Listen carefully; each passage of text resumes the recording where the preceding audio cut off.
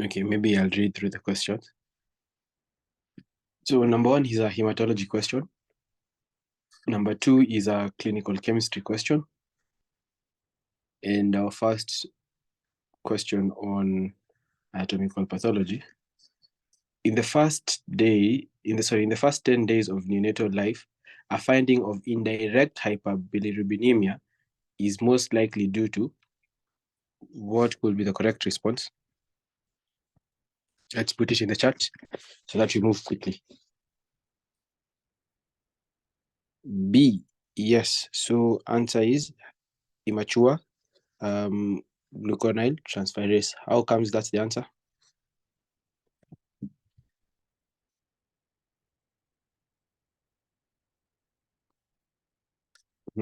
Let's make the chat active so that we move faster. So we've said the answer is B, immature gluconyl transferase. How is this the answer? So it's the answer because the liver is immature. And since the liver is immature, it's unable to produce enough gamma glutamyl transferase. A is not a suitable answer, malaria, because that would be due to hemolysis, and mostly that's not found immediately in the first 10 days of life. Then for acute hepatitis, we will present with maybe mixed, indirect and direct hyperbilirubinemia. And finally, because of malnutrition, is not the answer. Mostly hyperbilirubinemia caused by malnutrition is due to reduced hepatic function. Remember, bilirubin is the yellow pigment formed as we break down heme, a component of hemoglobin found in red blood cells. So it is processed in the liver and excreted in the bile. But the most correct answer, as we've discussed, is B, immature gluconyl transferase. Great. We move to the next question. 4 is a clinical chemistry question. Maybe Tony can mark the answers. Yeah, okay, thank you. So 5 is a question we can do. Not true of intestinal tumors. Colonic carcinoma is the second to bronchogenic carcinoma as a cause of death in USA. Benign epithelial tumors are present in 25 to 50% of older adults. Polyps and polyposis syndrome are significant risk factors. Hematomas increase the risk of colonic carcinoma. Colorectal adenocarcinoma represents 70% of all malignancies of JT. What could be the correct response here and why? Not true of intestinal tumors. If we are unable to come up with a response, maybe we can eliminate one by one.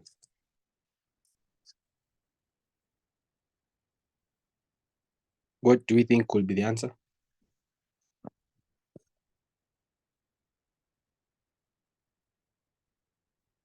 Okay, so let's eliminate A. Colonic carcinomas is the second to bronchogenic carcinoma as a cause of death in the United States of America. That's true. So according to demographics, you have colorectal carcinoma being second to bronchogenic carcinoma, which is one of the commonest causes of death due to cancer in the United States of America. Benign epithelial tumors are present in 25 to 50% of adults. That is true. Polyps and polyposis syndromes are significant risk factors. Yes, too, so they can be predictive of future occurrence of carcinomatosis in the intestines. Hematomas increase the risk factor of colorectal carcinoma. That is false. So usually, hematomas do not correlate to significant risk of carcinomatosis in the colonic or in the GIT. Usually, they will signify, however, colonic carcinoma. No, they will signify a risk in pancreatic, lung, breast, and ovary tumors. So hematomas, basically, when you find hematomas in the intestinal tract, you shouldn't be too worried about future colorectal carcinomatosis. However, you should investigate further for pancreatic, lung, breast, ovary, and uterine cancers. So D will be the correct or most appropriate response. Colorectal adenocarcinomatosis represents 70% of all malignancies in the GIT, which is true. Also, about 4% to 20% is lymphomas. So D was the correct response. We move to the next question.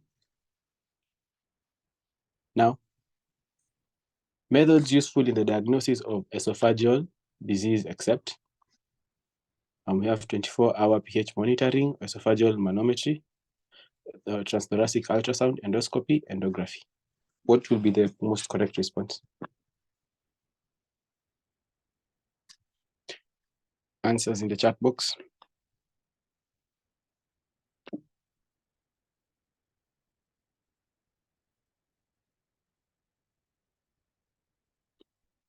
So all the following are used in diagnosis of esophageal disease.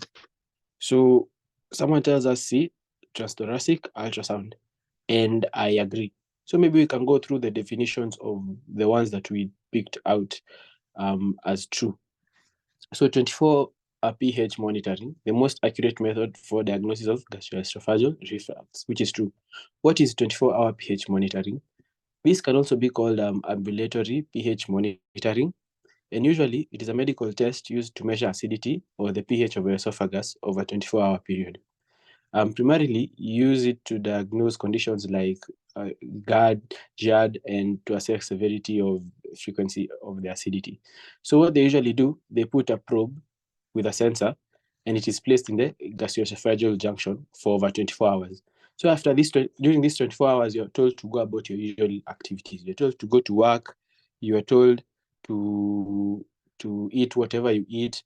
And during the period of the 24 hours, this device is monitoring how the acidity is being produced, and it can tell where you have peaks in acidity reaching the esophagus. So after the 24 hours, the probe is taken out and the data is analyzed. Now for esophageal manometry, to be used to diagnose esophageal mortality diseases, that is true. So usually it evaluates the function and movement of the muscles in the esophagus, and it is used to diagnose various esophageal motility disorders such as GAD. Remember, in GAD, you have loosening of the upper esophageal sphincter. Their tone becomes loose.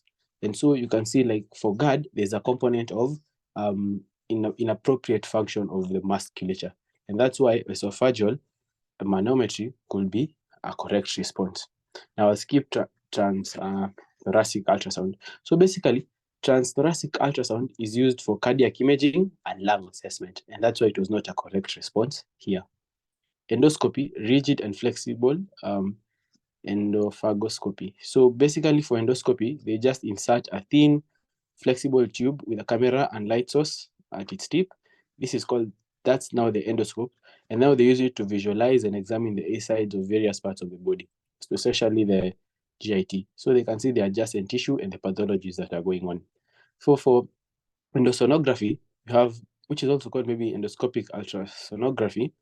They combine both endoscopy that we've mentioned above and ultrasound to visualize and assess the various structures within the body, especially the ones located near the gastrointestinal tract. So I hope that is clear. So the answer was transthoracic ultrasound, because that one is used for cardiac imaging and lung assessment. Okay, let's move to the next question. Number 7. Morphologic features of glandular tumors except. So there's extracellular mucin, intracellular mucin, desmosomes, signet cells, and papillae. So what will be the most correct response? All the following are morphological features of glandular tumors except one. Which one is it?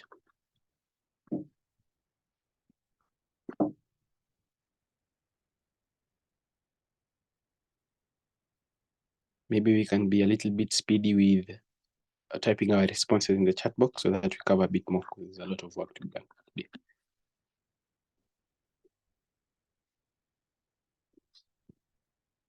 Okay, yeah, so desmosomes is the correct response. So desmosomes are found in the intracellular junctions of epithelial tissues. And epithelial tissues are probably different from glandular tissue. And the glandular tissue, that's where glandular tumors will occur. So in glandular tissue, glandular tumors is where you expect to find mucin, the signet cells, and papillae. But for desmosomes, these are found in the intracellular junction of epithelial cells. Also, remember you can find them in the heart, and they're used in enhancing conductivity of the tissue. Maybe we can move to the next question. So far, are there any questions on what we have done?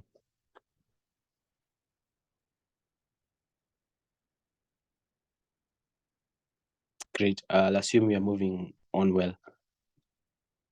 Number 8, true of rheumatoid arthritis.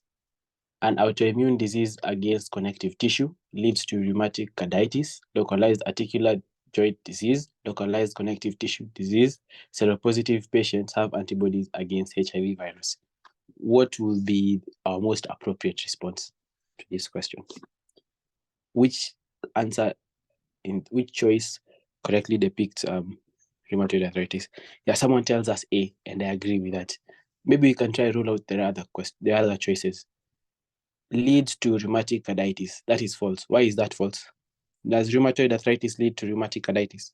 And if you know, what leads to rheumatic carditis? Yeah, rheumatic fever is one which will lead to, yes, rheumatic carditis and not rheumatic arthritis. Localized articular joint disease. This is wrong because you can also find rheumatic arthritis in things like the bones and the tendons also and the ligaments, and it's not specifically localized in the synovial and joint capsules alone of one joint. You can find it also in several joints at the same time, and that's why choice C and D are wrong. Seropositive patients have antibody against HIV virus. That is wrong. Which antibodies do rheumatic arthritis patients have? There are 2 antibodies that rheumatic arthritis patients usually have. Anyone knows them? Maybe they can mention them in the chat.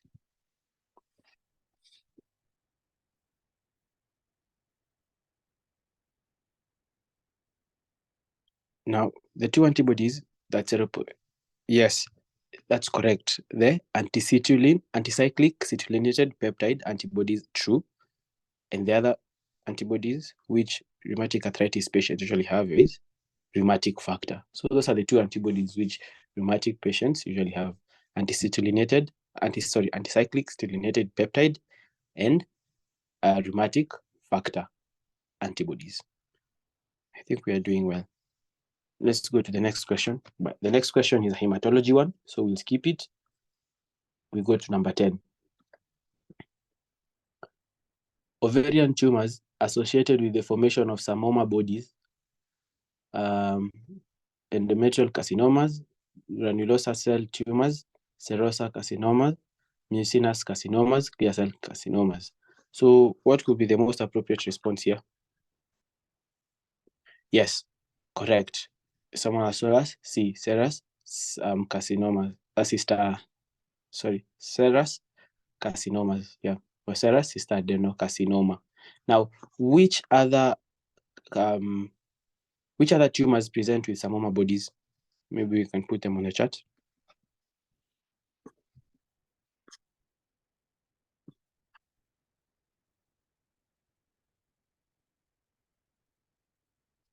Which other tumors present with psammoma bodies?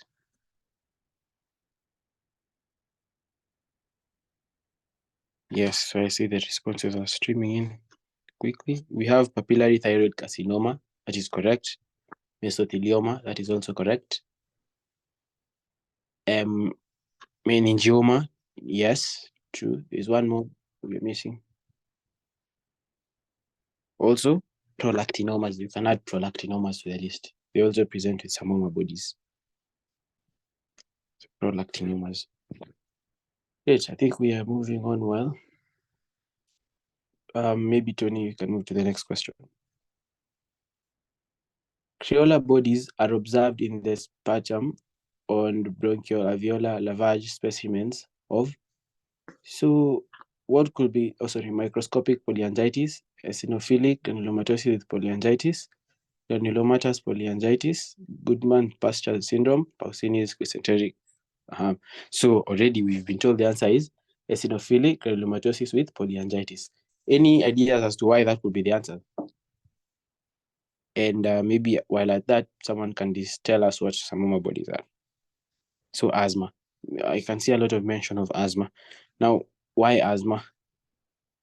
And what do Crayola bodies have to do with asthma?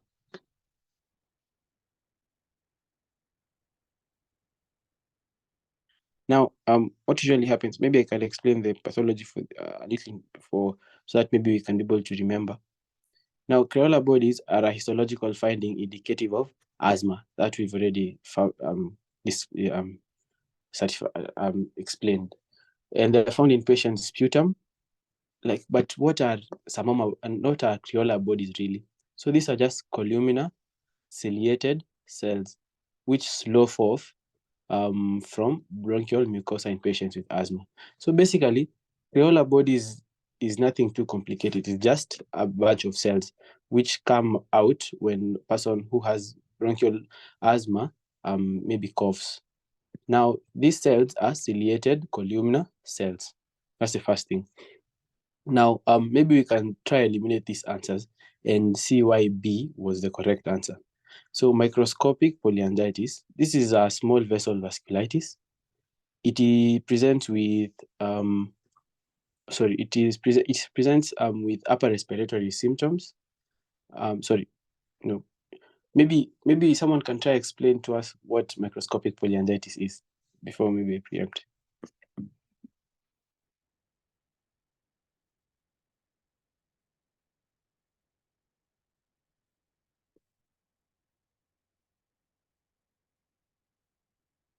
Okay, so I'll just explain. But before I explain microscopic polyangiitis, allow me to begin with choice C. Let me eliminate choice C first. That is granulomatous polyangiitis, right? This is a type 3 ANCA-associated vasculitis. ANCA-associated vasculitis is short form for anti-neutrophil cytoplasmic antibodies. So what usually happens for this type 3, you have you have the blood vessels supplying these vessels being affected by antibody antigen complexes. So basically, all these choices are forms of antibody antigen complexes, and these are found mostly in rapidly progressive progressive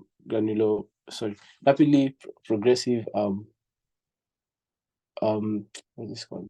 Glomerulonephritis diseases. So usually these are nephritic syndromes mostly, and choice C, D, and also E are nephritic syndromes. Now, what is rapidly progressive glomerulonephritis?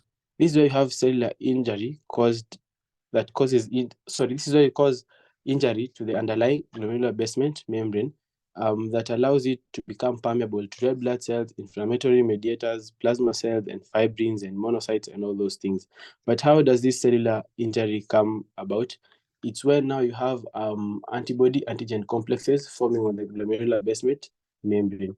But the one why we chose B as the answer is because for Churg-Strauss syndrome, some of the telltale findings are bronchiectasis.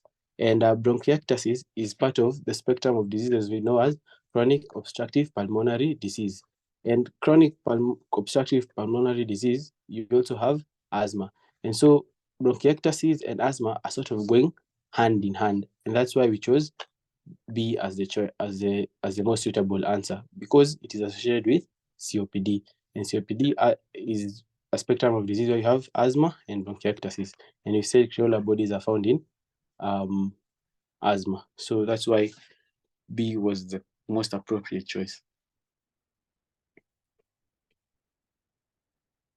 For Goodman-Pasture's disease, someone has asked, that is a type 1 rapidly progressive glomerulonephritis. And for Paucinicenteric glomerulonephritis, that is choice E, it is a nephritic syndrome. It's also a rapidly progressive glomerulonephritis type 3, but now you have no antibody in the glomerular basement membrane. Maybe the most appropriate answer would have been B, because of the findings of bronchiectasis in lavage. Any question here? I think I've said a lot on that. Just to clarify, hopefully we've gotten it. I've said asthma and bronchiectasis are found or form part of the larger broad category of diseases known as chronic obstructive pulmonary disease. And because asthma is found here and also bronchiectasis is a finding in bronchial lavage in patients with eosinophilic granulomatosis with polyangiitis, that's why that was the best choice. Maybe we can move to the next. Any question there? Okay. Number 12 is a clinical chemistry question. Maybe we can go to number 13. A benign lesion protruding on the surface of colonic mucosa is referred to as a... Answers in the chat box.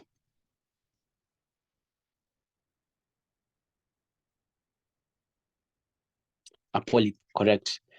So a papule is a small laced solid lesion that appears on the skin. That's why that was wrong. An adenocarcinoma is a neoplastic, and here we have been told a benign. So adenocarcinoma is basically malignant, and the question asks for a benign lesion. For ulcer, it is a wound or an eruption. And for plaque, a plaque is basically a buildup of material. For example, you can say a dental plaque is a buildup of bacteria. You can say an atherosclerotic plaque, for example, is a buildup of things like cholesterol and fat and other waste materials, and also like calcium in the inner walls of the arterioles. Even remember last time we said like amyloid plaques. The amyloid plaques are found in Alzheimer's, and this is just an accumulation of abnormal proteins, now the beta amyloids. Great, so that's why our answer was E, the polyp.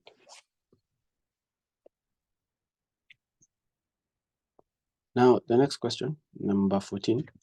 A 5-year-old girl is brought to your office by her mother, who says that the girl has been drinking a lot of water lately. Past examinations reveal a young girl whose eyes protrude slightly. Further workup reveals the presence of multiple lytic bone lesions involving her calvarium at the base of her skull. What is the most likely diagnosis in this young girl? Okay, answers in the chat box. What do we think would be the most appropriate answer?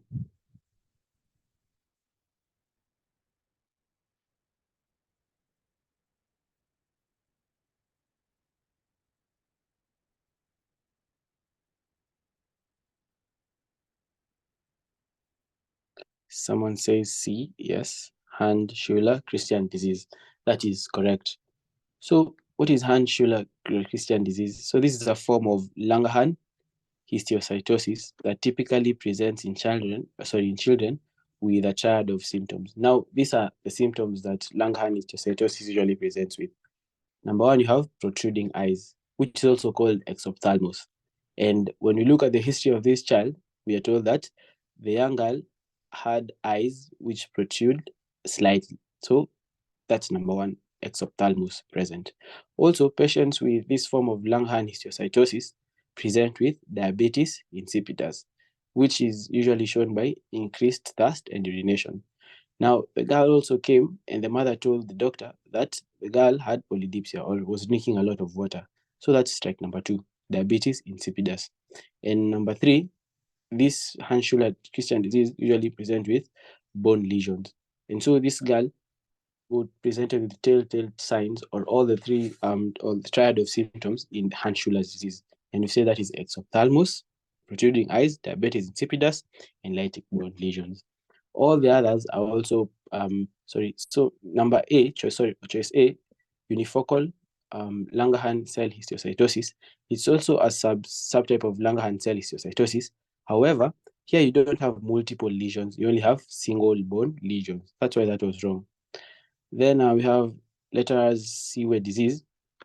This is still a Langerhans histiocytosis. However, it progresses rapidly and is disseminated, and it goes to different parts of the body. And also it affects infants mostly and not children, like here where you have the girl of 5 years old.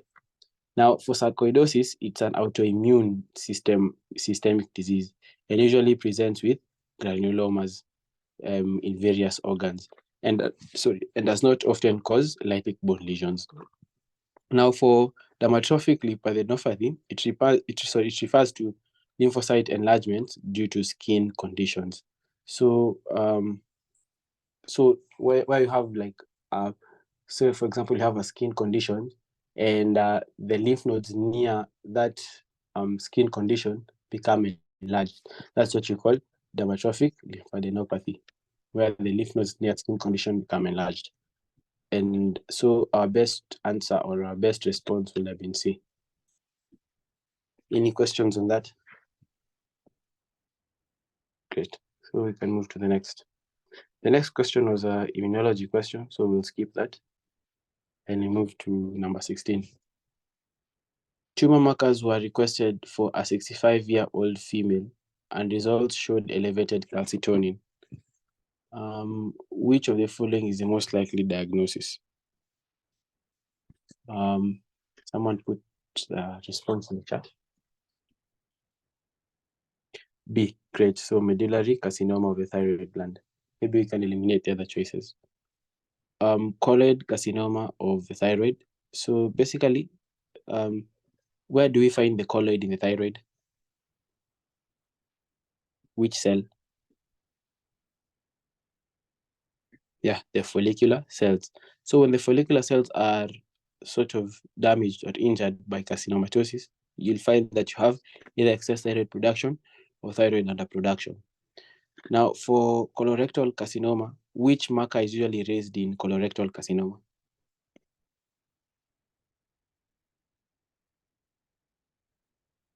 We have the CEA marker usually raised. Now, for non-Hodgkin's lymphoma, you always have the BRAF protein being raised. And for mucin adenocarcinoma of the ovary, which marker do you expect to be raised in ovary tumors?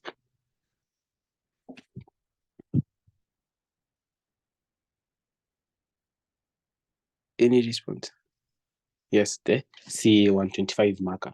So the two maybe which we will have known is maybe the CA for colorectal and the CA125 for mucinous adenocarcinoma of the ovary. And but the correct response was B, medullary carcinoma of the thyroid gland. And because those are the cells that produce calcitonin.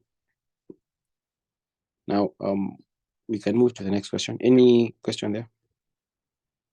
So for Hodgkin's is BRAF. So that's a gene, and this gene encodes for the same protein, BRAF protein. And when there's an abnormality, you don't get this protein being formed. And once it's not formed, it leads to the rapid runaway of division of cells, which you get Hodgkin's lymphoma. So that was BRAF gene, which codes for BRAF protein. Yeah. Any more questions? Yeah. So maybe we can proceed. The next question is number 17. The least common presentation of ovarian disease is? So when you want to answer this question, we ask ourselves, what will they complain most about? So, or what are patients likely to come to hospital complaining about, especially the female patients, because they're the ones who have ovarian disease. Now, we have menstrual irregularities. Yes. Okay, someone has already answered, sorry. Answer is C, hirsutism. That is true. Now, hirsutism mostly we present with polycystic ovarian syndrome, and women are less likely to go to hospital complaining of hirsutism because it's, I think, bearable to some extent, except from the social stigma. One might not tend to think of it as an impending danger immediately. But for the rest, if a woman fails to conceive severally, they will sense some sort of danger. If they have an ovarian mass and their abdomen is swollen, there will be some anxiety, and also they will tend to seek for a medical attention immediately. And also for pelvic pain, the same applies for menstrual irregularities. Maybe they're having excessive menses, so they tend to try and go to hospital as soon as they recognize these patterns. But for hirsutism, maybe apart from the social stigma, they might not tend to immediately rush to hospital. So when answering this question again, maybe you'll ask yourself, what are the women most likely to complain about? Next question. Number 18. Brown pigment at hemorrhagic site in the brain is assessed with which of the following histochemical stains? Any responses on the chat? Which is the most appropriate response to the question?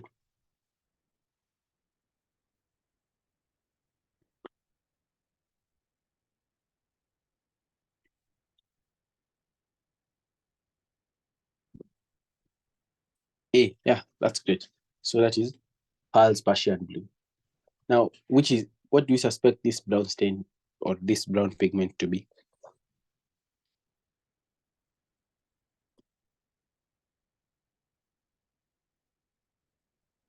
Iron, exactly. So basically this brown stain is iron, and this iron is in the form of hemosiderin. So this is where you have ferritin as the storage form, but now excess iron past ferritin is now stored in hemosiderin form. Now in the brain or this pigment, so this hemosiderin is basically just iron, and the way to stain iron is using Persian blue. Luxol fast blue. What is Luxol fast blue used to stain? So Luxol fast blue is usually used to visualize myelin in nerve tissue. And then you have Chamel's melanin stain used to reduce properties of melanin to stain granules blue and green. So basically that is used to visualize melanin granules. For periodic acid shift, so what does periodic acid shift test for? When does it turn positive?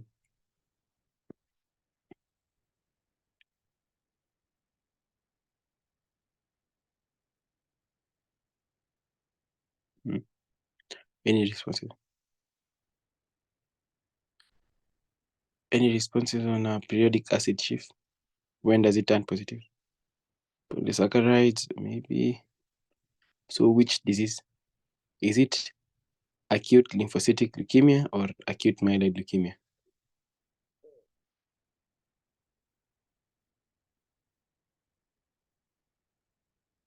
Yes, correct. So acute lymphocytic leukemia.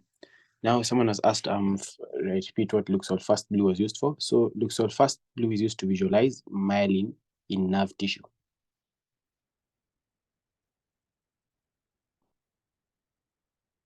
Now for choice E, mucicamine, it is used to identify adenocarcinomas, especially in the GIT. Any questions on that? Maybe if I asked between acute myeloblastic leukemia and acute lymphocytic leukemia, which one will turn positive for myeloperoxidase?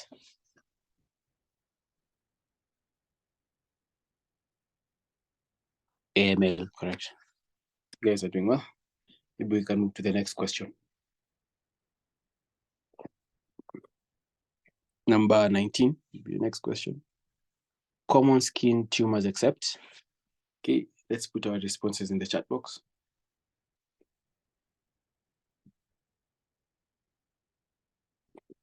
B, cutaneous adenocarcinomas. I agree with that. So maybe we can try eliminate this cutaneous basal cell carcinomas that will be found in the skin. So maybe some of the characteristics I can quickly mention. It is a slow-growing malignancy of the epidermis, and it rarely metastatizes, and the cells appear histologically similar to the basal cell of the epidermis. Remember, the basal cells of the epidermis are the ones which will give rise to the newer layers of cells as the skin ages and sloughs off or sheds off. Now, for cutaneous squamous cell lymphoma, is a bit more aggressive in terms of local invasion and the rate of metastasis. This is compared to the basal cell carcinoma. And it usually often progresses from sun-damaged areas. So areas like the face where it receives a lot of UV radiation, that's where you're most likely to get cutaneous squamous cell carcinomas. Also, it will present as a sort of crusty erythematous ulcerated lesion with glandular friable mass. By friable, we mean that its base is easily broken. At its base, you can touch it and it starts shedding skin or crumbling. That's what we mean by friable base. Now, for cutaneous lymphoma, you have some sub-characteristics. Maybe you have or some subtypes like the center cell lymphoma, notched lymphocytes, and angular hyperchloremic or hyperchromatic lymphomas. Now, for cutaneous melanoma, you also have some subtypes like atypical melanomas, pagetoid melanomas, which are the common types, and then the other common variants, less common variants are like superficial spreading and lentigo malaria. But the one which is absolutely not part of skin or the common skin tumors is the cutaneous adenocarcinomas. They don't affect the skin. Okay, any questions so far? Are we okay till there? Okay, great. Let's continue. The next question is number 20. Bone disease most likely to present in the middle age female is? Let's put our responses in the chat box.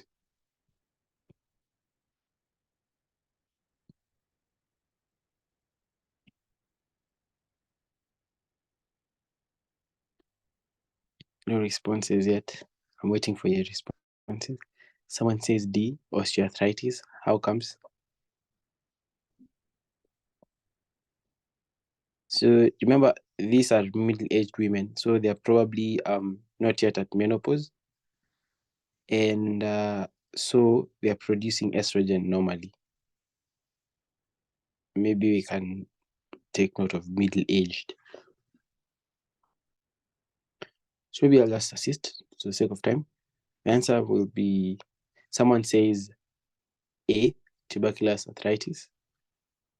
So for tuberculous arthritis, will mostly affect people who are a bit older, yeah, because arthritis is predominantly a disease for the elderly. Now, several times, maybe I can just explain this, the choices, and we eliminate them together. The answer is B, osteopenia. So this woman is, or these women are middle-aged, so it means that they're producing estrogen. Now, if the answer would have been correct if it were asking which is the commonest chronic disease of the elderly.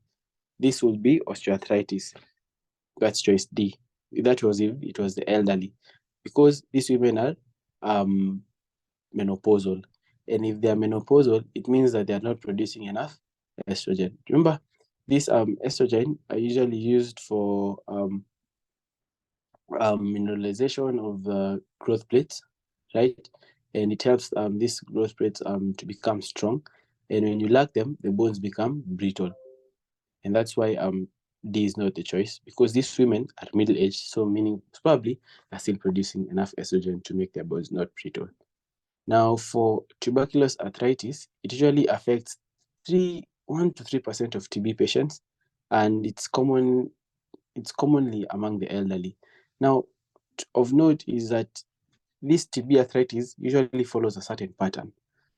You're most likely to first have it in the thoracic vertebrae, then lumbar vertebrae, then the knees, then the hips. Now, for osteogenic sarcomas, it usually has two peaks, one in the adolescents and the other one in the elderly, and that's why that is wrong. Now, for rickets is for children, but however, rickets has a different name when it affects adults. It is called osteomalacia, and this is when you just have defective mineralization due to lack of vitamin D or a disturbance in its metabolism. But the correct answer was B, because osteopenia is the precursor of osteoporosis due to low estrogen, but now in the middle-aged women. So in the middle-aged women, we'll go with B, because they're most probably producing estrogen, and if not, it's due to a pathology. And osteopenia is the precursor to osteoporosis. So maybe we can go with B as the correct choice. Have we understood that? Is there any question on that? Okay, great. We can move to the next one. The next one is a hematology question. We'll skip it. The next one is also a hematology question. So it's 23. 24 is a clinical chemistry one. 25 is also clinical chemistry. 26 is hematology. 27 is hematology. 26, maybe we can go to 26. Sorry, number 28. Characteristic feature of acute post-streptococcal glomerulonephritis. Which is the characteristic feature of this acute post-streptococcal glomerulonephritis? Any responses in the chat box? What do you think would be the answer?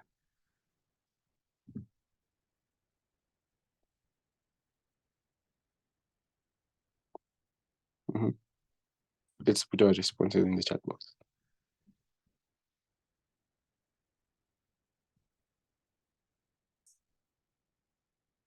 All responses are welcome.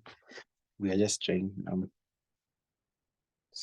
Semimembranous immune complex deposits, diffuse mesangial sclerosis, diffuse endocapillary proliferation, mesangial deposits of IgM, global sclerosis of less than 50%. So maybe I'll just answer this. Characteristic feature of acute post-streptococcal glomerulonephritis. So what is acute post-streptococcal glomerulonephritis? So it is a nephritic syndrome, and it is usually a type 3 hypersensitivity reaction, and it is very common in children. It usually happens 2 to 4 weeks after attack with group A strep infection. Maybe that causes pharyngitis or a skin impetigo. So usually age affects prognosis, meaning that the older you are, the worse your prognosis. The younger you are, the easily you heal from this, or you can come out from this with better outcomes. Now, what is the mechanism of action? Usually you'll have the group A strep, which usually has the M protein. Remember when we were talking about rheumatic fever, when you said there's a molecular mimicry between the heart protein and the M protein in gas. So also now group A strep with the M protein will lead to a type 3 hypersensitivity with the antibodies, usually IgG and IgM, and they'll form immune complexes with the bacteria, which is now the antigen. Now, this immune complex that has been formed between the group A and the antibody, group A strep and the antibodies, will go into the glomerulus via blood. Once in the glomerulus, these antibodies will be deposited in the glomerular basement membrane, and they'll be deposited subepithelially between the podocytes and the glomerular basement membrane. That's what we call subepithelially. Now, this immune complex will initiate an inflammatory reaction in the glomerulus. This will involve activation of complements such as C3, the cytokines, and also oxidants and proteases, which will now lead to the damaging of the podocytes. Now, what you'll observe under light microscopy is enlarged hypercellular glomerulus because there's some inflammation ongoing. Also, when you look at it under light microscopy, immunofluorescence, you'll see IgM, IgG, and C3 deposits. Remember we said the IgM and IgG are the antibodies that will stick on the M protein on gas, the group A strep. Now, under immunofluorescence, this picture will be seen as starry sky appearance. And that's why you should maybe even cram this, that acute post-streptococcal glomerulonephritis under immunofluorescence will show a starry sky appearance. Now, for electron microscope, you see subendothelial deposits, which are called humps. And we've said subepithelial is between the podocytes and the glomerular basement membrane. So imagine something is stuck between a sandwich and something is compressing it. So maybe I put 2 balls between a sandwich. If I compress the sandwich, I'll have things like bumps on the surface of the sandwich. Those are what we call humps. Now, according to these choices, the best answer will be diffuse endocapillary proliferation. That will be what will be seen under light microscopy.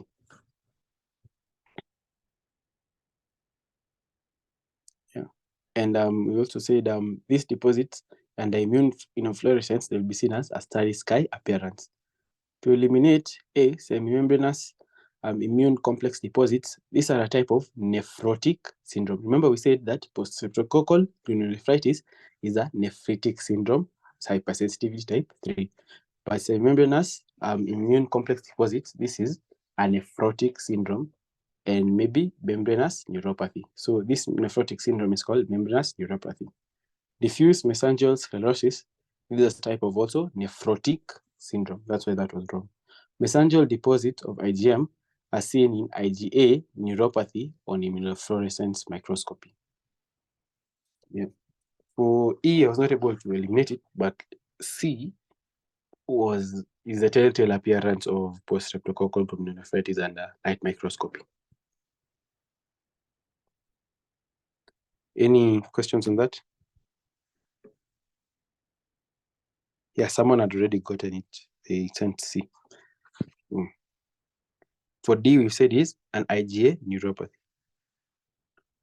Yeah, so someone has told me that E is seen on focal segmental glomerulonephritis. So I wasn't sure if it is less than 50 or greater than 50, but someone has clarified for E, it is found in focal segmental glomerulonephritis, which is great to see you guys are following. Maybe we can go to the next question.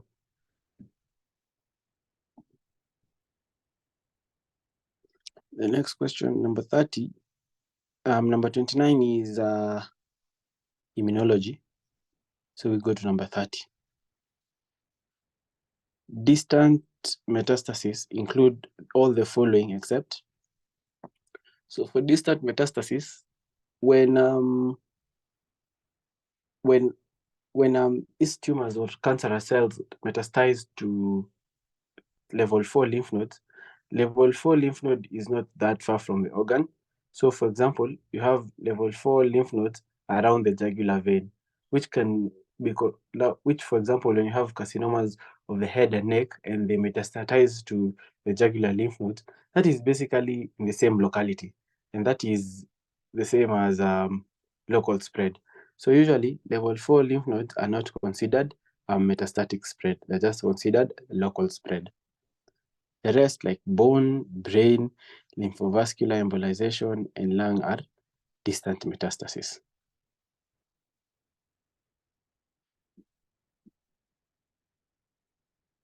Next question. Which of the following is true of BCG vaccine? Live attenuated, conjugated vaccine, recombinant vaccine, polyvalent vaccine, subunit vaccine. What would be the correct response?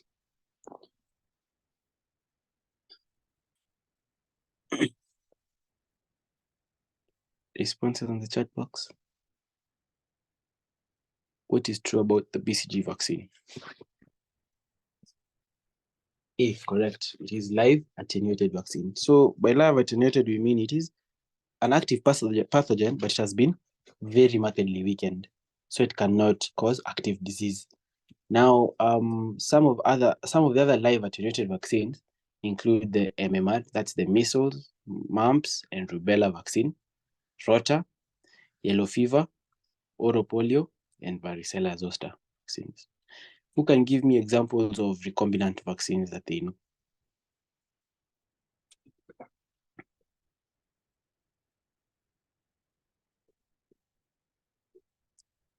Yeah, responses in the chat box.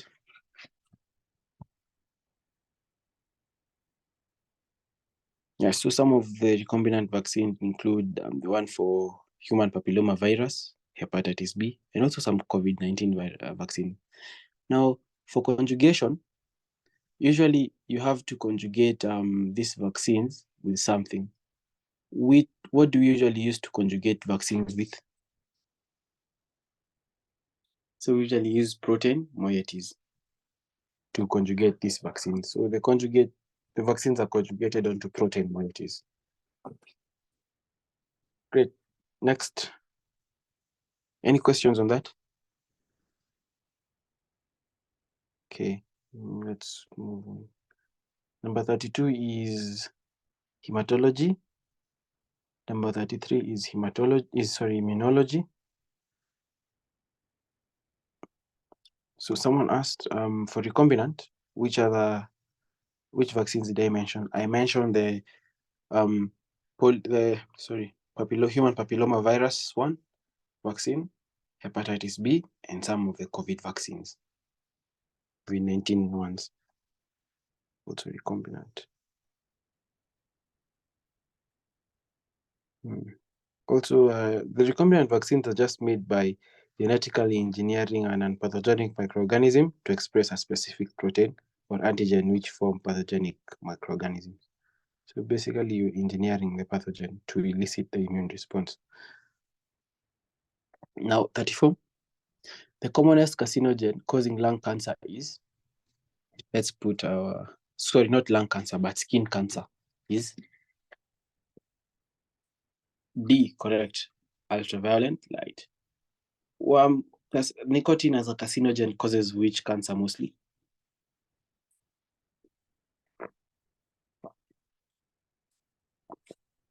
Yeah, lung cancer. Yes, correct. Now, how about radiotherapy?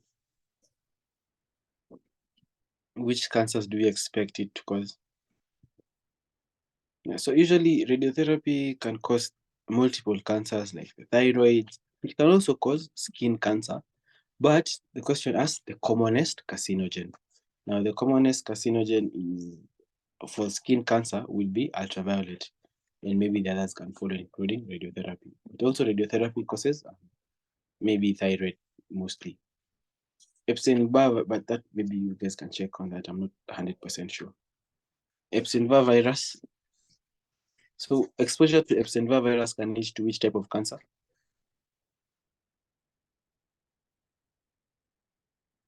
Who has any? Try. Burkitt. Yes, Burkitt is a choice. So Burkitt is under which type of lymphomas? Is it Hodgkin's or non-Hodgkin's?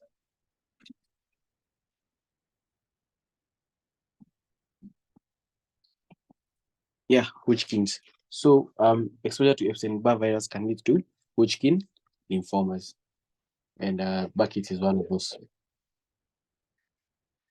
Now, how about human papilloma virus? Which cancers does it lead to?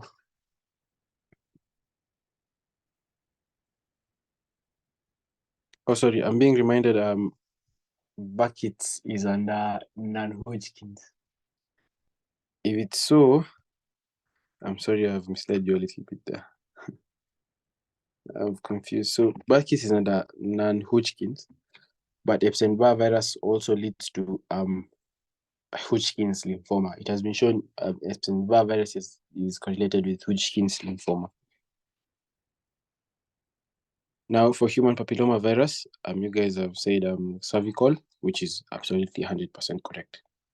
Now, let's move to any questions on that?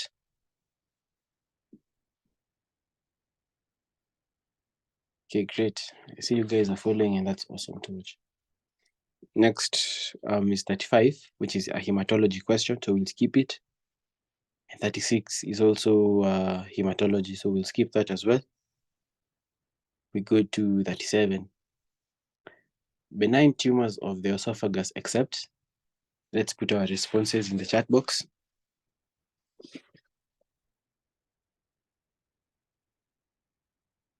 So which one of these is not a benign tumor of the esophagus?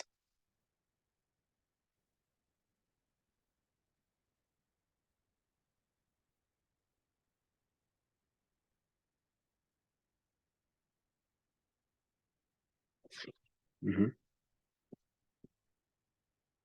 Someone says B. B is leiomyoma. Leiomyoma is a benign tumor of the esophagus. A, yes. Ronald was correct. That is endochondroma. So what is an endochondroma? Endochondromas are benign lobulated neoplasms of hyaline cartilage. And that's why that is wrong. They're found in the hyaline cartilage. Now, other forms of benign tumors that can be found in the esophagus include the fibromas, lipomas, hemangiomas. No, not even in the esophagus. These are just other examples of benign tumors. Fibromas, lipomas, hemangiomas, neurofibromas, and granulation condylomas. All the rest there are benign tumors of the esophagus that can be found in the esophagus. Let's move to the next one, Tony. The next question is 38, which is, I think, hematology. Yeah, 20. We can move to the next question.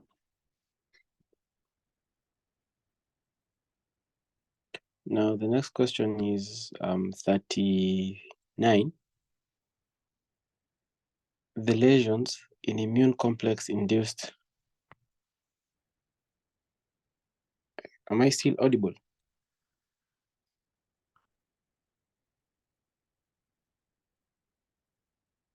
Maybe you can put it in the chat box if I'm still audible.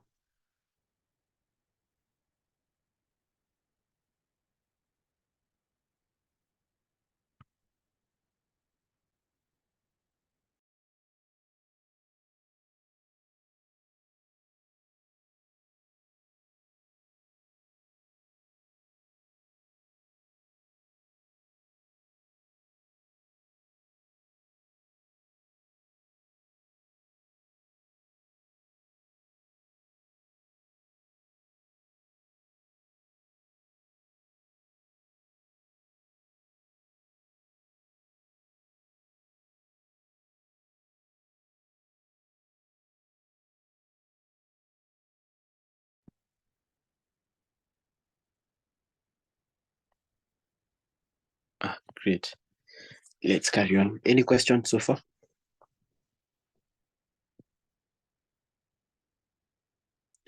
Okay, I think we're moving on well. You guys are following. 39. The lesions in immune complex induced glomerulonephritis is mediated by. So maybe we can put our responses in the chat box. The lesions in immune complex induced glomerulonephritis. I think we've discussed this when we were talking about acute post-septococcal glomerulonephritis. We discussed how these immune antibody antigen immune complexes cause inflammation in the glomerular basement membrane. Yes, and I see someone has already answered. Answer is A. They require both complement and neutrophils. Now, we discussed and said that we have antibody antigen complexes forming, which are carried into the nephrons, and there they enter into the glomerular basement membrane. And usually, this complement usually formed when you have, say, for example, this bacteria has entered in the body, or this foreign antigen. What will happen? Your body will try and engulf this antigen, and it will use the alternative or classical pathways, and that is where you have the complement. Now, these complements will be antibodies, and the pathogen will be the antigen. Now, antibodies will bind onto this you use these complements to bind, and finally, when they find themselves in the glomerulus, they will elicit inflammation. And inflammation usually have inflammatory cells like neutrophils and other phagocytes coming to engulf these cells. So the most appropriate answer, or the most wholesome answer, would be A. C is wrong because all 9 complements are not used. So you majorly use the C5 to C9s. Results in increased production of urine. That is wrong. It will cause oliguria, reduced production of urine, are dependent on erythrocytes and complement, and that's not all of them. Not all of them require erythrocytes. Some just need the bacteria or the antigen, and others, for example, the secondary causes like diabetes mellitus don't even need erythrocytes. So basically, you just need to have this diabetes mellitus, and it can cause you to have these complexes mediated or auto antibodies, which are targeted against yourself, and that is the self-glomerular antigens. Now, so the most correct answer will be A.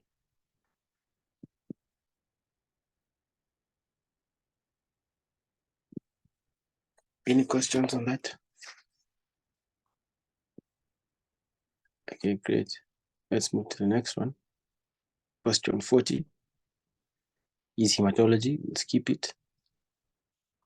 We go to question 42. Or it's 41, actually. 41. I think we can answer. 41 is immunology, but I think we can still answer it. The process that is synergistically enhanced by the binding of both antibodies and complement fragments such as C3b by phagocytes is known as. So this is opsonization. Neutralization is the ability of antibodies to block the site on the bacteria or virus that they usually use to enter the cell. So that is wrong. Complement activation. This is the initial process that leads to a cascade leading to formation of membrane attack protein, which leads to the bacterial lysis. Agglutination is where you have antigen antibody complexes, and remember the antigen here is the bacteria, that leads to clamping of these antigens. And once these antigens have clamped together, you have easier phagocytosis by the phagocytic cells. Precipitin reaction is where you have, basically precipitin is an antibody that precipitates out of a solution once it has bound to its antigen. So maybe you can have this precipitin being soluble, but once an antigen is produced or is introduced into this solution, it becomes insoluble and have precipitate forms. So the correct answer there is opsonization, where you have it binding the complement, and this 3b part of the complement is recognized by phagocytes and easier phagocytosis occurs. The next question, 42. The greatest buffering capacity at physiological pH will be provided by a protein rich in which of the following amino acids? Any tries?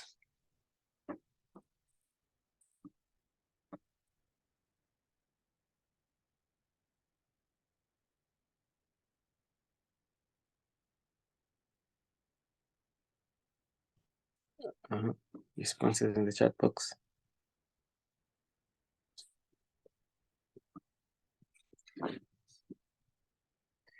D, correct. So the answer is D, because histidine is the only amino acid with a pH of 7.4 within its buffering range. And that's why histidine is the best amino acid buffer under physiologic pH, because the range at which it buffers includes 7.4, basically. All the rest, their buffering range range does not include 7.4, so they're not the best buffers to have. They don't operate within the body's limit. Any question on that? Let's move to the next one. Question 43. Cells found in normal skin except. Let's put our answers in the chat box. A, correct. Mucus cells. Where do you expect to find mucus cells?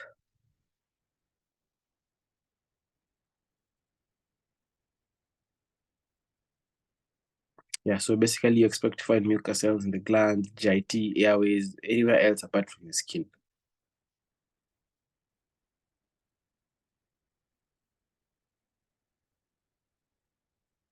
Now for the basal cells, we said bottom of the epidermis, so they produce new cells, skin cells. Squamous cells, for example, you find them in, especially the squamous keratinized ones, you find them in the appendages such as the nails. Melanocytes are the color pigments, and pluripotent cells differentiate and replace all skin. But so I remember when I was discussing this with a friend, we were like, why shouldn't the answer be pluripotent cells? Because maybe mucus cells, you can argue, they are found in the skin because you can find some specific type of glands in the skin, like the sebaceous glands. So maybe as you guys discuss, maybe you can ponder over that choice, A or E. But to be safe, we just went with C. Sorry, A. Because we figured out that glands mostly we found in the GIT and the airways, and mostly.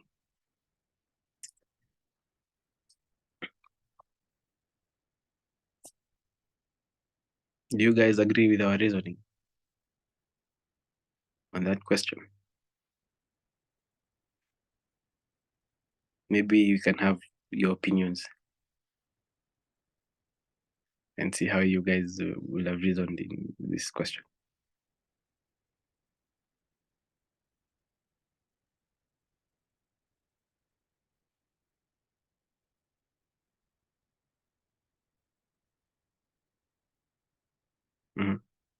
Anyone disagree with our answer? Mucus cells.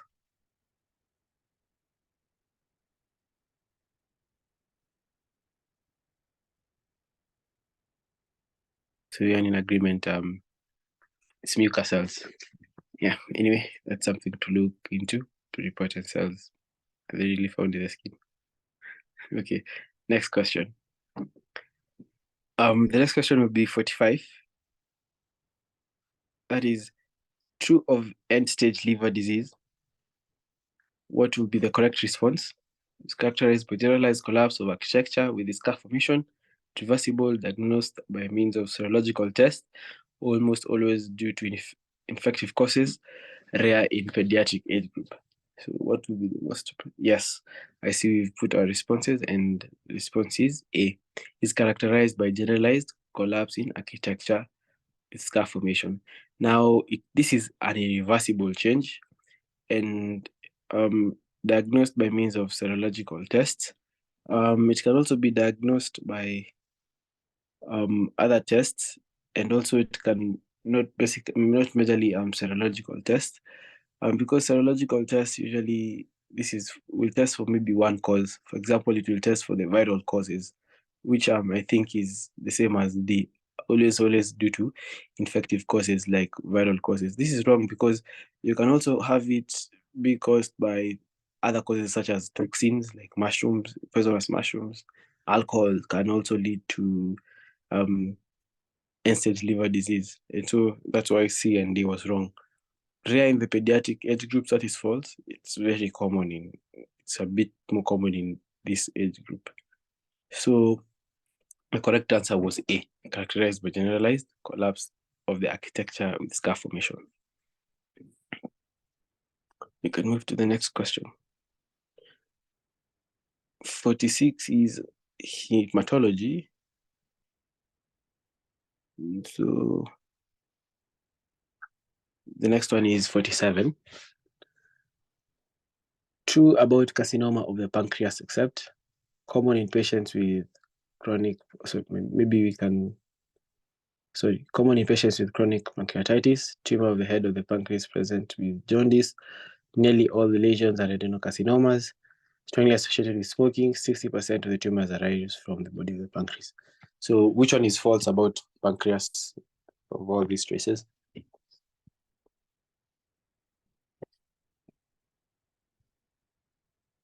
E, correct. How comes the answer is E?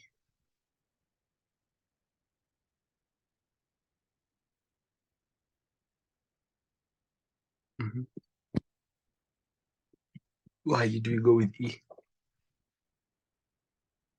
Any opinions? Feel free to type it in the chat box.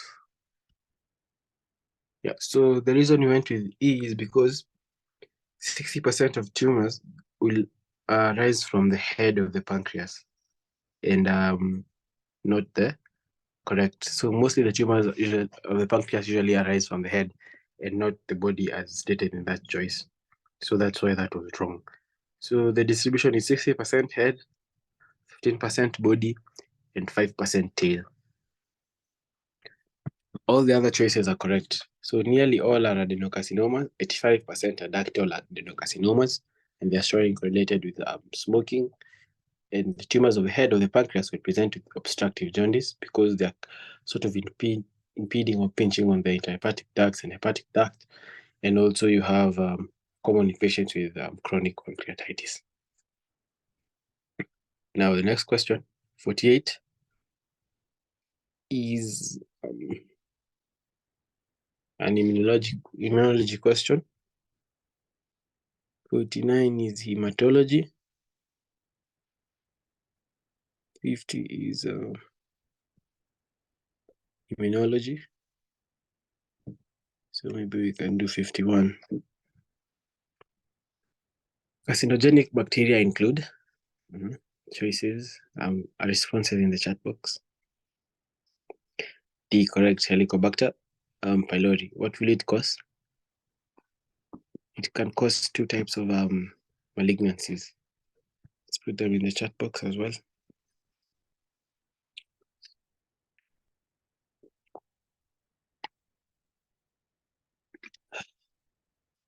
Yeah, so it can cause gastric carcinomas. True, that is correct. It can also cause MALT, so the mucosa-associated lymphomas. Yeah, so it can cause the gastric adenocarcinomas and the MALT tumors, or MALT lymphomas. Let's move on to the next question. The next is hematology, so we'll skip it. And the one after that is clinical chemistry. We'll skip that as well. 54 is also clinical chemistry. So we'll do 55. 55, not associated with functional growth hormone secreting tumors. Okay, so what would be the response? Let's type our responses in the chat box. What is not associated with functional growth hormone tumors, secreting tumors?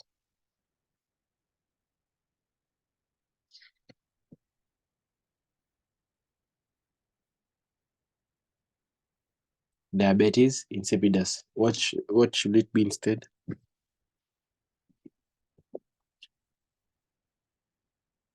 Diabetes mellitus. Yeah. So why does it cause diabetes mellitus? Because a rise in growth hormone will induce peripheral insulin resistance, which will blunt the response of the body against elevated glucose levels. So you will actually not notice you have increased blood sugar. So basically, it's just because growth hormone will blunt the response of blood equilibration. So therefore, you end up getting elevated levels of blood sugar. The rest will occur when you have functional growth hormone secreting tumors. And also maybe for just to add, these functional growth hormone secreting tumors are the second most common type of functioning pituitary tumors, adenomas, and functional pituitary adenomas. So they're the second most common functioning pituitary adenomas. They cause gigantism in children and acromegaly in adults. So multiple colonic polyps will be there. Someone also asked why not D. I think these are manifestation, classical manifestation. I don't know the pathogenesis, so maybe someone who knows the pathogenesis can explain.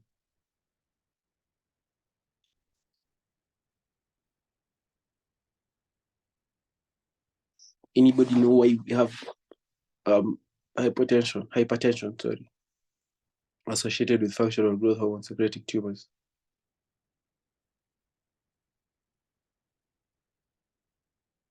So maybe someone can look it up for us and put it in the chat box as we proceed. The next question is a clinical chemistry one. It's a very important one. So we will be tackling this. You guys should pay close attention to that one. And maybe you can do it if you want to. Should we do it?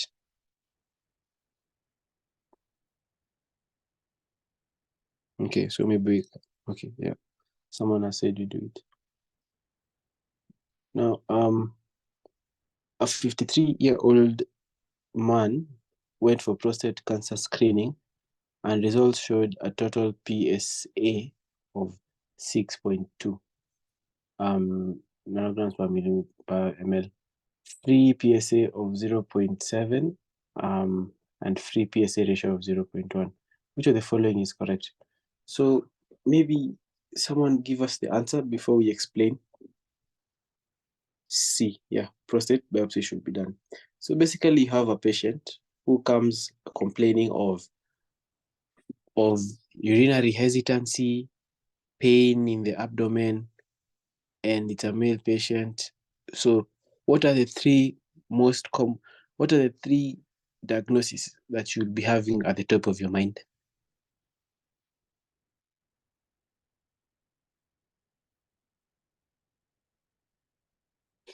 Let's put it in the chat. Yeah, so you'll be thinking either benign prostatic hyperplasia or prostatitis or adenocarcinoma, right? So a patient comes and these are the complaints: dribbling urine, pain. Have those three in mind. Now, what is the first thing that you'll request? You'll request to do a total PSA ratio. Now, when you do a total PSA ratio and you find that it is between 0 to 4, what do you do to the patient?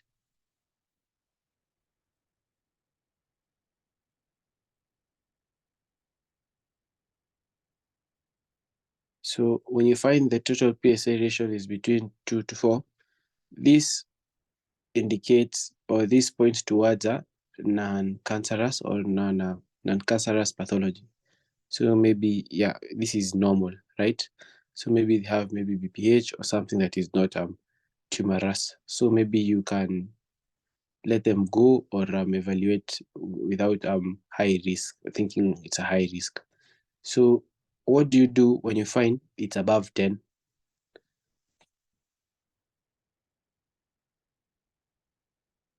What do you do when you find PSA, total PSA is above 10?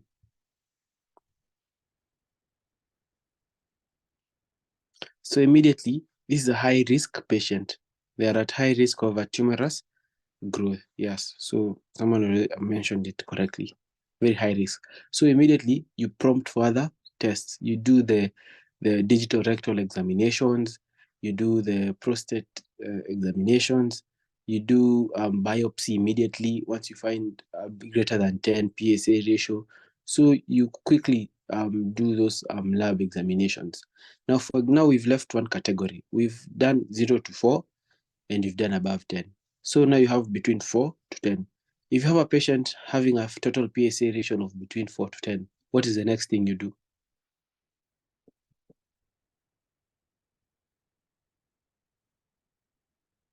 What is the next test you'll request? Yeah, so you'll request a free PSA. So the reason why you'll request a free PSA is so that you are able to do a free PSA ratio test. So how you do this is the value that you get of free PSA, you'll divide it over total PSA to get the free PSA ratio. Now, when you have a free PSA of less than 0.25, it means that are at low risk of malignancy. Sorry, it means that they are at high risk of malignancy. But if you have a PSA ratio of greater than 0.25, it means that they have a low risk of malignancy. So there's a sort of inversion. When you have less than 0.25, they are at low risk of malignancy, and then you have greater than 0.25, high risk of malignancy. But confirm Apple. But that's kind of the steps that you follow. You first do you first do total PSA. If it's 0 to 4, they're probably normal, and evaluate for BPH or other less concerning pathologies. If it's greater than 10, it's high risk. So start doing your biopsies, digital rectal examination, prostate examinations immediately. If it's between 4 to 10, you request for a free PSA so that you are able to calculate the free PSA ratio. If it's less than 0.5, it means that there is low risk of malignancy. If it's greater, high risk of malignancy. But like between 0.25, that area, the last part, you should confirm, because I'm not 100% sure. Maybe someone can clarify it on the chat box. But those are the kind of steps that you take, right? Is that clear?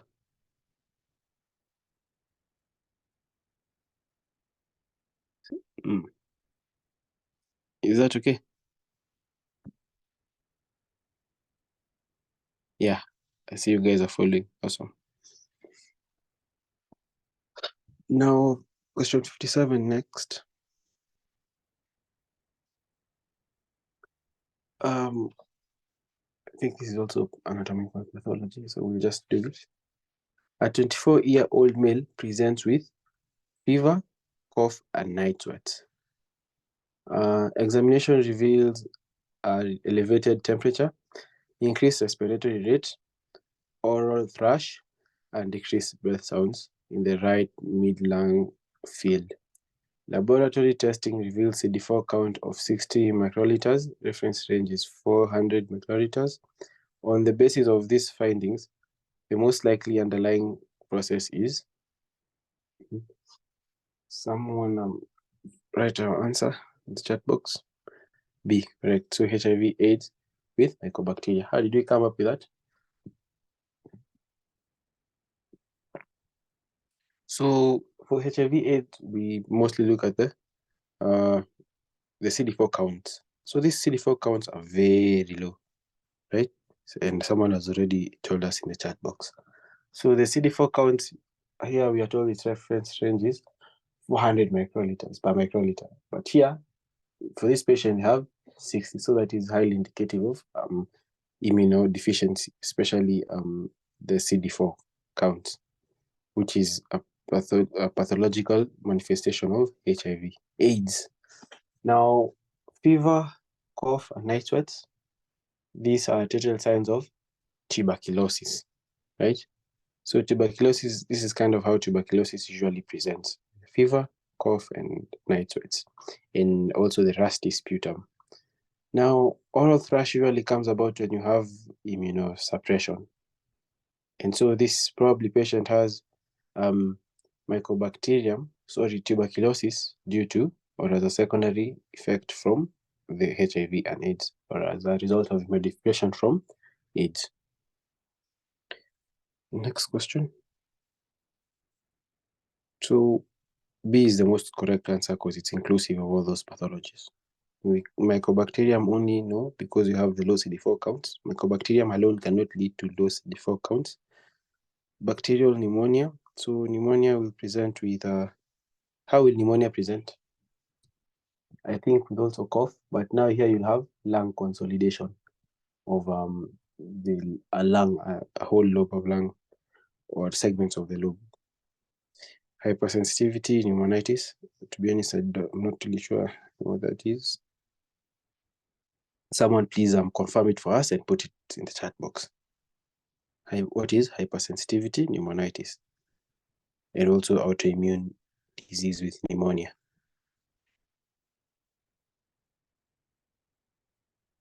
But here the telltale signs are the low CD4 counts, right? Which are indicative of HIV and AIDS. Next, Tony. Let's move to the next questions.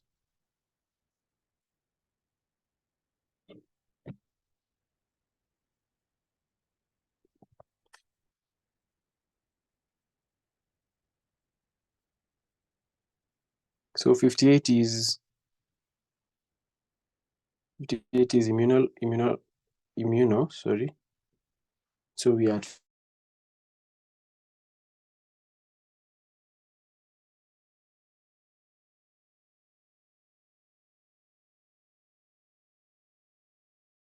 so we are at 59 now. True of coronary artery disease plaque disruption. So here you have thrombosis. So how does this come about? So for arterial plaque disease, here you have, for example, this buildup of fat or fat materials in the layers of the blood vessels. When these layers sort of build up, you can have a tear inside this inner wall of the blood vessel, which leads to blood leakage. And this blood will clot or will form a thrombus. So this thrombus can dislodge from this area and go to the brain or other parts of the body. And that's why coronary arterial disease plaque disruption leads to thrombosis, because this thrombus that has been formed breaks off and goes to other parts of the body. So the correct answer was B. 60 is immunology. Let's keep that. 61, the commonest histologic type of bronchogenic carcinoma. Let's put our responses in the chat box. Large cell adenocarcinoma, small cell, squamous, bronchial carcinoids.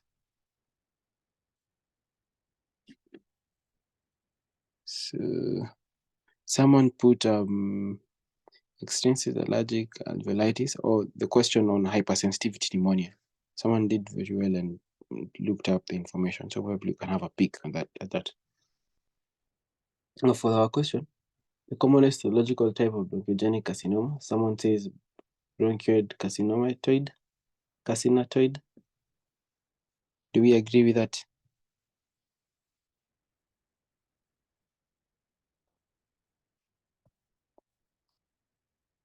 Was a different opinion?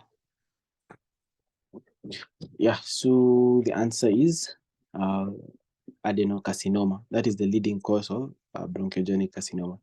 The reason why we've not picked bronchial carcinoids, it's not that common, and usually bronchial carcinoids are not associated with smoking, and also they display no necrosis, and also they usually have like these polypoid lesions, and I think they're also central. Now for squamous cell carcinomas, this is the second most common. For the histology, they have keratin pearls and intracellular bridges, and their paraneoplastic condition is parathyroid. They release a hormone known as parathyroid-related peptide, and they are central, and they're also caused by smoking. Small cell carcinomas are also as well caused by smoking, and they arise from neuroendocrine cells of Kuczynski. Their paraneoplastic disorder include ADH. They produce vasopressin and also ACTH, adenocorticotrophin hormone. They are also central tumors, and I think I've already said they are caused by smoking. Now, large cell carcinoma is a very poorly differentiated cell carcinoma.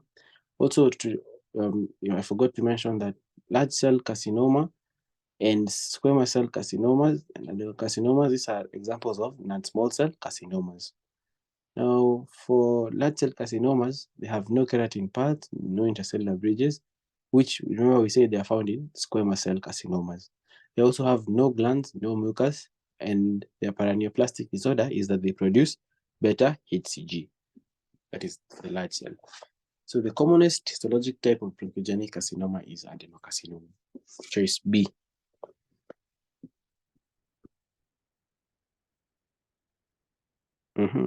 Maybe we move to the next question. Any questions on that? Great. Next is 62. At 23 years, is known to have HIV. He requires long-term follow-up due to likelihood of developing malignancies. However, not the following. So, what could be the answer? See, there's a question. The chat box, I'll answer it as soon as we answer this 62. What would be the answer in 62? Which of this is not a likely malignancy to occur during HIV? A, yes, hepatoma. Is hepatoma a malignancy? So basically, primary cavity lymphoma, primary CNS lymphoma, primary epithelial lymphoma, and Kaposi sarcoma are known as HIV-defining lymphomas.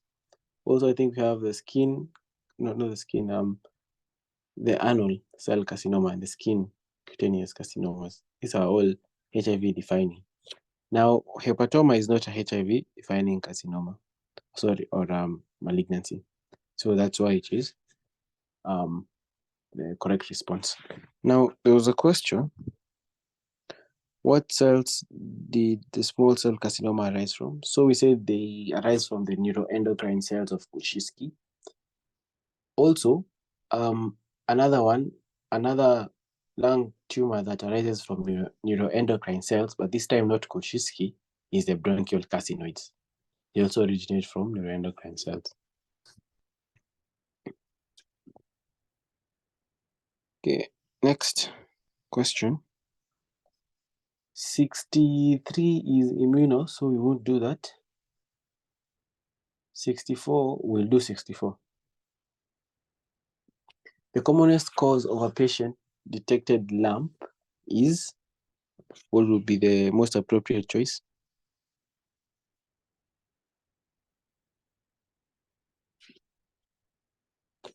Let's put it in the chat box. Someone says A, fibroadenoma.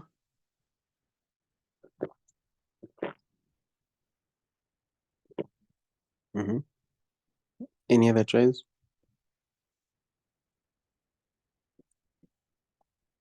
Someone says C, fibrocystic disease. Any other tries? Yeah, so the answer is fibrocystic disease. So fibrocystic disease most commonly occurs in premenopausal women. That is of the age 20 to 50 years. That's why it fit the bill for this question. Now, fibroadenoma is the most common in women below 35 years old. Now, and no disease, there's no pathology. So breast lumps, no pathology. So I wasn't able to eliminate that. But intraductal papilloma is the most common cause of nipple discharge. And usually this discharge is in serous or bloody form.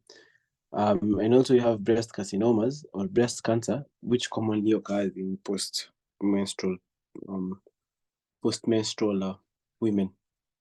The correct choice is fibrocystic disease, which is most common in females, especially premenopausal ones, between the ages of 20 and 50 years. And you can see this is a very huge sort of age gap, and therefore you have the likelihood of finding many, or the potentiality of finding many cases.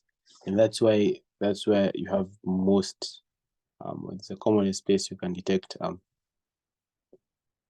patients can detect breast lumps.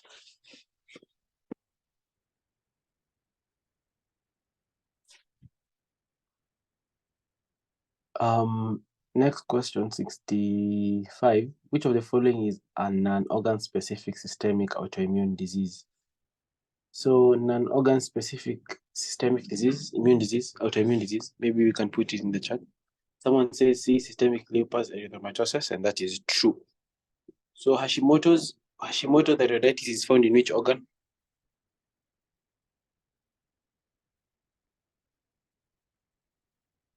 Yeah, the thyroid.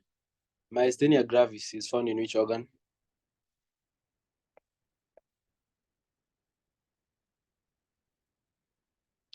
Yes, so myasthenia is found in the muscles, skeletal muscles, ocular, respiratory, facial, swallowing, all of those.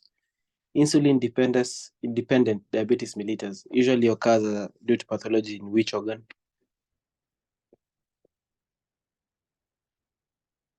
Yeah, pancreas. Pernicious anemia presents due to disruption in which organ or which cells specifically?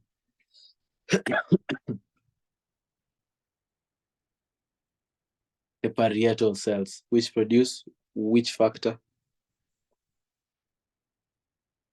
The intrinsic factors. You guys are doing well. I think you guys are following, and that's always good to see an active crowd. We move to the next question. 66 is hematology, 67 is immunology, 68 is immunology. So we move to 69. In the management of inflammatory bowel disease, the least likely goal to achieve is, let's put it in the chat box, B, cure. Yes, so the least likely outcome is cure. So the only thing, mostly what you're advised to do is maybe lifestyle changes. You're given maybe some medication, and maybe the best they can hope for remission to heal the tissue that had been destroyed by inflammation due to these inflammatory bowel diseases. And also you look for clinical improvement, and some of the medications include glucocorticoids. And long-term use of glucocorticoids is not advised, so usually they try as much as possible to taper the dose to the least amount which can be useful and without causing long-term harm. Remember, glucocorticoids are can have some immunosuppressive effects, so you don't want that. You want to get these patients off the glucocorticoids as soon as possible. So the least likely outcome is a cure. Next, number 70 is hematology. We will skip that. 71 is also hematology. We'll do that now. We go to 72. Primary mucosal cell abnormality causing malabsorption, beta lipoproteinemia, Whipple, cystic fibrosis, Zollinger-Ellison, tropical spruce. So which is someone has already put the answer in the chat box. Answer is E, and I agree.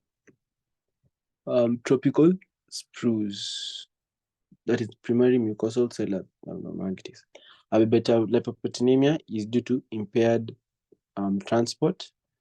Whipple's is due to chronic abnormal epithelium. Cystic fibrosis is due to insufficient digestive enzymes, and Zollinger-Ellison syndrome is due to bacterial overgrowth. Others that can be caused by primary mucosal cell abnormalities include celiac disease, inflammatory bowel disease, and short bowel syndrome. Okay. We move to 73. Any questions so far?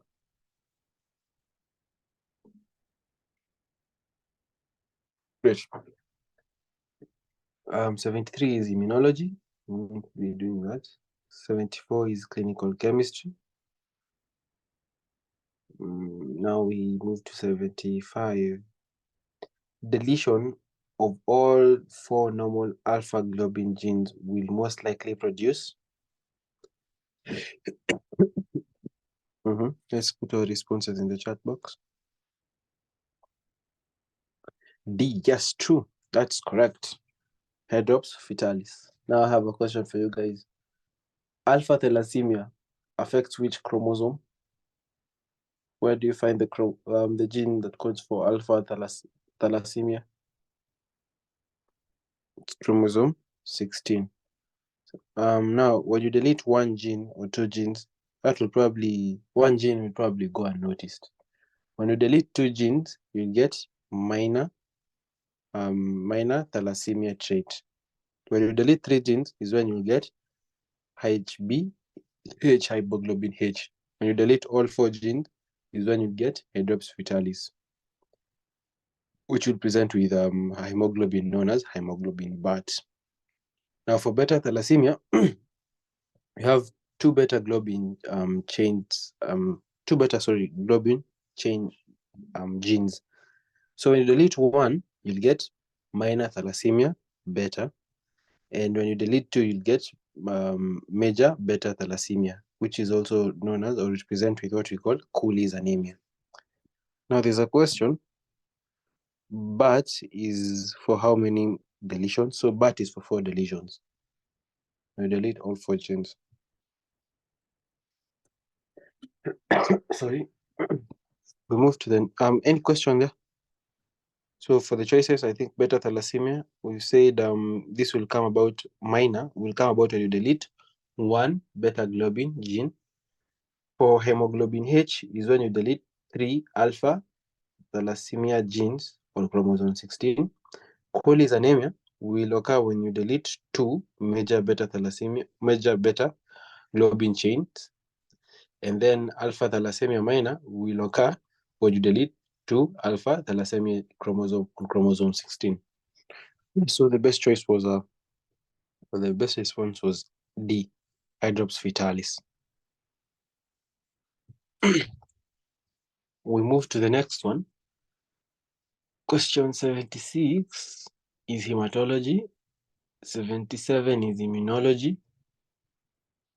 78. Which of the following cytokines is a central mediator of septic shock? Responses in the chat. Yeah, someone has already told us the correct answer, I see. Answer is D, tumor necrosis, factor alpha. Which other one is used as a mediator of septic shock? Which other cytokine, apart from TNF alpha?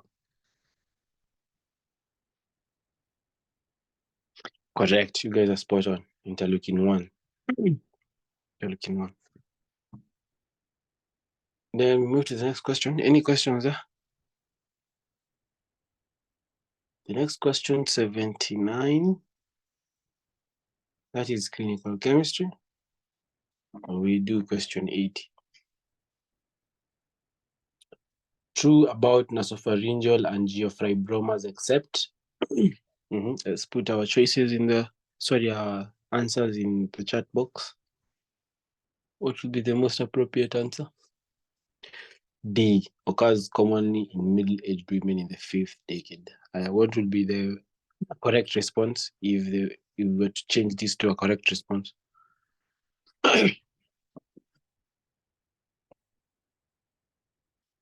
So usually it will occur in adolescent males and not the elderly women. So it is benign in nature, therefore it has a very good prognosis. When it is very vascular, and therefore when you cut it during surgery, it will bleed profusely, and then occurs most exclusively in adolescent males. So the correct answer is B, as you guys have already said. I see you guys are following. That's good. Any questions on that as we move on to number 81, which is immuno, so we won't do it. 82, hematology. So next is 83, which I think is immunology. Yeah, I think that's immunology. We covered under immuno. 84 is hematology. 85 is hematology. So we'll do 86. Von Cossa histochemical stain is essential for diagnosis of. Any responses? E, yes, calcific mitral stenosis. What is von Cossa histochemical stain used for? Yeah, it visualizes abnormal calcium deposits, and that's why we have calcific mitral stenosis as the correct response. Atherosclerosis with critical stenosis, you'll diagnose it with angiography, ultrasound, you can do stress testing, coronary angiography, and carotid angiography. For Alzheimer's disease, you use clinical suspicion, and it can only be confirmed during autopsy. So for that, you look at how the patient is presenting, and you can get a diagnosis off of that, an initial diagnosis off of that, but can only be confirmed on autopsy. Now, human herpes virus 2, I think you can use serology.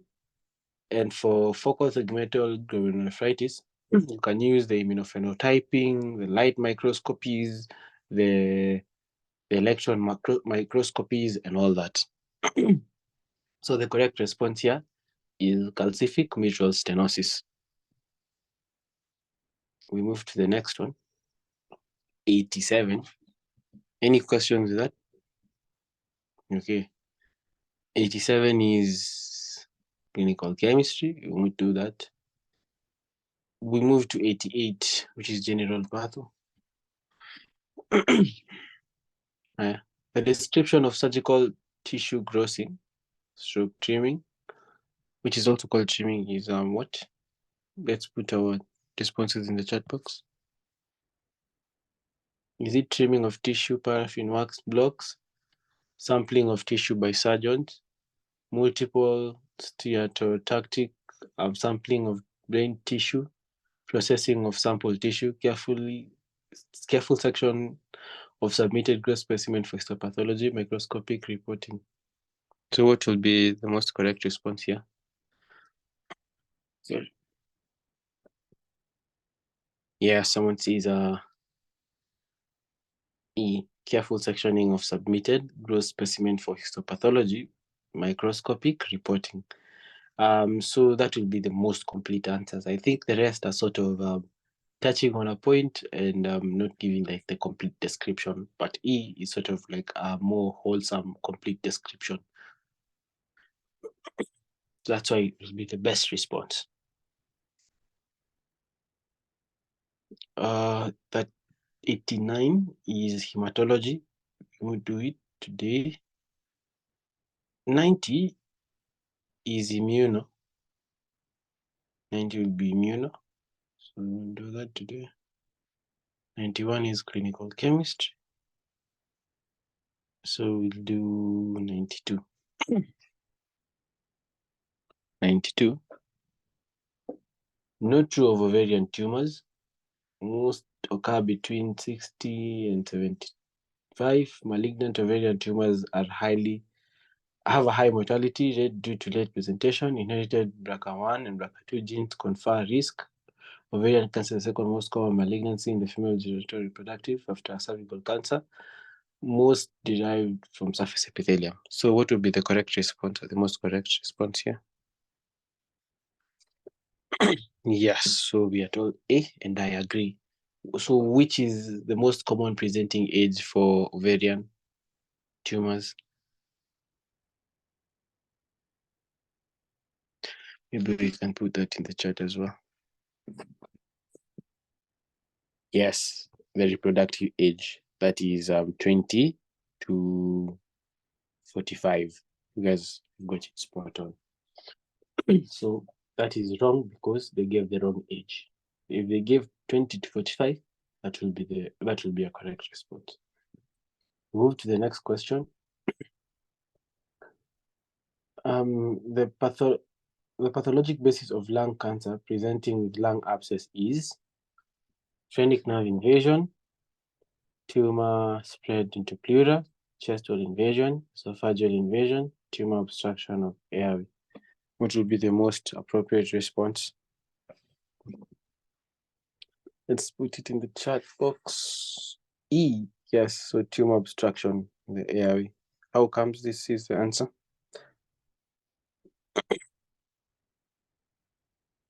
Any opinions or suggestions as to how comes this is the answer?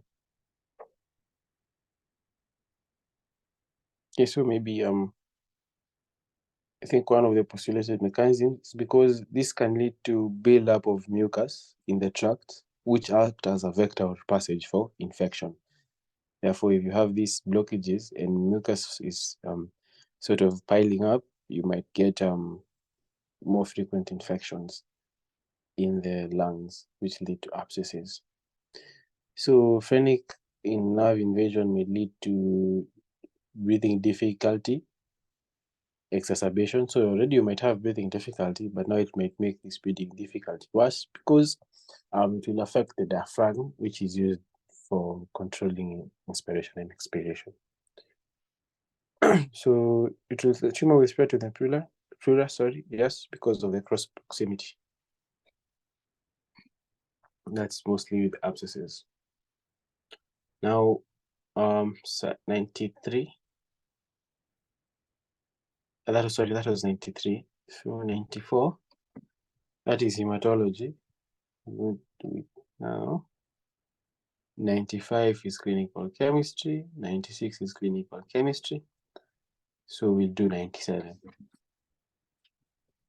Okay, for 97.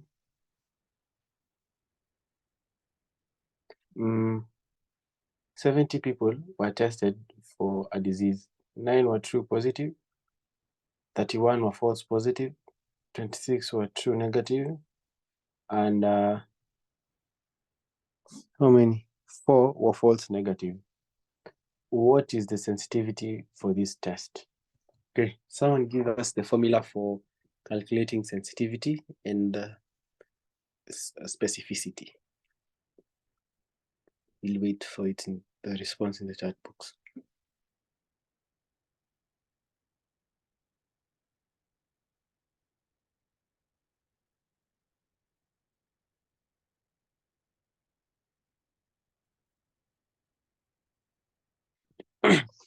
So I'll wait till we get a response in the chat box.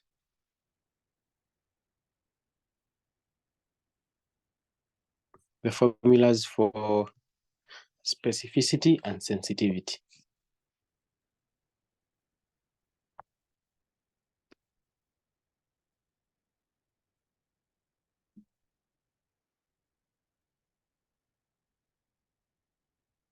Yeah, so I have one on my side, and the formula is true positive is equals to true positive over true positive plus false negatives. Why false negatives? Because false negatives are just positives that were not detected, right? And so we have to include them. Now that is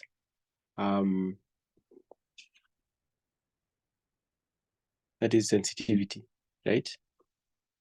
Sensitivity is basically, if I took a sample from a whole population, how many people who are positive will actually test positive? That is specificity, right? So it will be true positive over true positive plus false negatives. Now, for that is sensitivity, right? For specificity, it is how many people who are negative will actually test negative this test of mine. So that will be for true negative over true negative plus false positives. And false positives are just negatives which read wrongly as positive.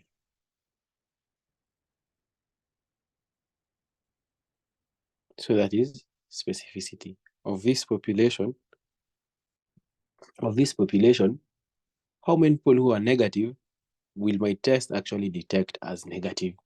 So if I have 100 people and my test who are negative and my test detects all these people negatively, and that has a good specificity. And we said it will be true negative over true negative plus false positive.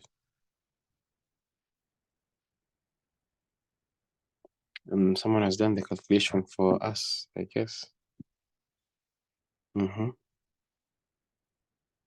So for this question, it will be 9, yes, over, that is the true positives were 9, right? Over 9 plus the false negatives were 4. So that's 13 to give us the answer. The answer is not here. So 69.7. Yeah. Sorry, 69.2. So that would be the correct response, 69.2. For this,